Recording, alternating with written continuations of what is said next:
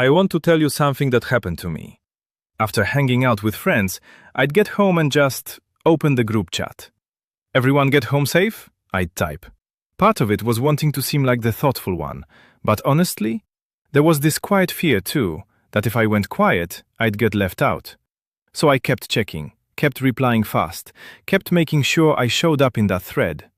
I wasn't even waiting for anything. I just needed to know I was still there, still seen. Maybe your version looks a little different. Maybe it's double texting so you don't seem forgotten. Maybe it's checking if your message got left unread. Maybe it's honestly all of the above. That constant checking? It's not because you're needy or fake or trying too hard. There's actually a name for what's going on in your brain: intermittent reinforcement. And here's the part that might surprise you. This doesn't happen to people who don't care.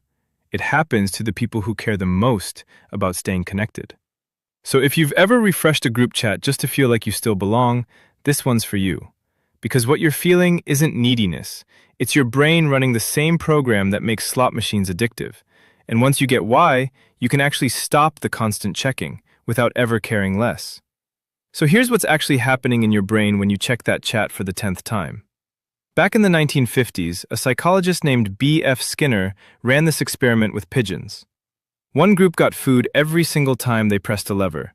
Predictable, kind of boring, they pressed it when they were hungry, that's it. But the second group? He gave them food at random, sometimes after one press, sometimes after 20. And here's the wild part. That second group pressed the lever like crazy, way more than the first group. Not because the reward was bigger, just because they never knew when it was coming. Skinner called this intermittent reinforcement, and it's literally the same thing behind slot machines, gambling, and why you can't stop refreshing that group chat. Picture a slot machine bolted to your phone. Every time you open that chat, there's a chance something good pops up, a reply, a reaction, someone hyping you up. But most of the time, nothing. And that not knowing is exactly what keeps you pulling the lever. Fun fact, dopamine doesn't actually spike when you get the message. It spikes right before, in that, ooh, maybe this time, moment. So your brain isn't really addicted to the reply. It's addicted to not knowing if one's coming. So this isn't a willpower thing. You checking your phone 15 times doesn't mean you're weak. Your brain just isn't wired to shrug off uncertainty. If there's a chance of a reward, it has to check. That's not a flaw. That's literally just how brains work. But not everyone checks this much. So why does it hit some people way harder? Take Sarah, 27, works in marketing, the friend everyone calls so thoughtful.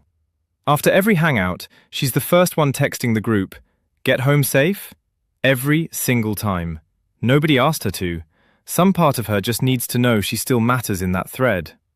People who really need to feel like they belong, psychologists call it rejection sensitivity, get hit by this loop way harder.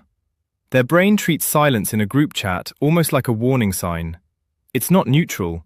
It feels like being erased. And yeah, this is where it gets personal for me too. Remember that thing I mentioned, checking the chat not because I was waiting on anything, just needing to know I was still seen? That wasn't random. My brain was treating connection like something that could just run out if I stopped showing up. Maybe you're the one replying in 2 seconds so no one thinks you've gone cold. Maybe you're the one checking if you got left unread. Maybe it's all of it. But here's the twist. This loop doesn't happen to people who don't care. It happens to the ones who care the most. Which is kind of unfair, honestly.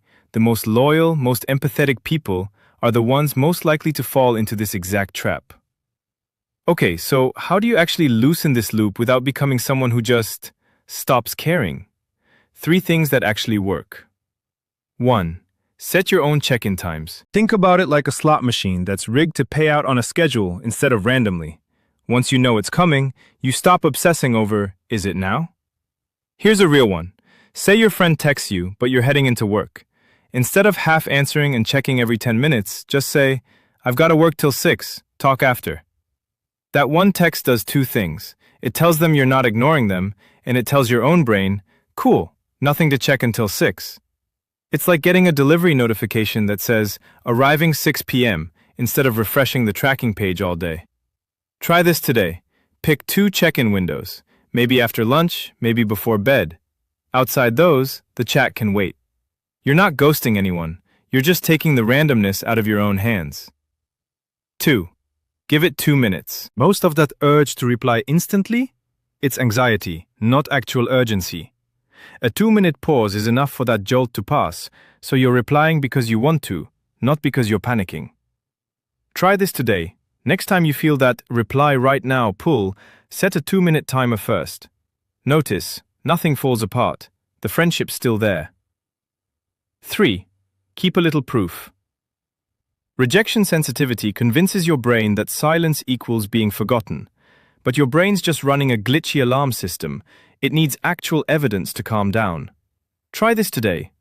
Write down 3 real times people showed up for you without you having to chase them. Next time your brain screams, "They forgot about you," pull that list back out. They didn't forget. That's just the loop talking. So real quick, let's bring it all together. Set 2 check-in times instead of checking randomly all day. Give yourself 2 minutes before replying instantly. And keep a little proof in your back pocket, real moments where people showed up for you, so your brain stops needing constant confirmation. But honestly, here's the one thing I want you to walk away with. That urge to check isn't broken. It's not a flaw. Your brain is literally just trying to protect your spot in the group. That's all it's doing. So no, you're not needy. You're just wired to connect with people, and that's actually kind of beautiful. It's not something you need to fix. It's just something worth understanding. If this felt a little too real, send it to that one friend who triple texts the group chat the second everyone gets home. They'll know exactly what I'm talking about. And hey, if you're wondering whether this shows up in relationships too, not just friend groups, yeah, it does. That's the next video.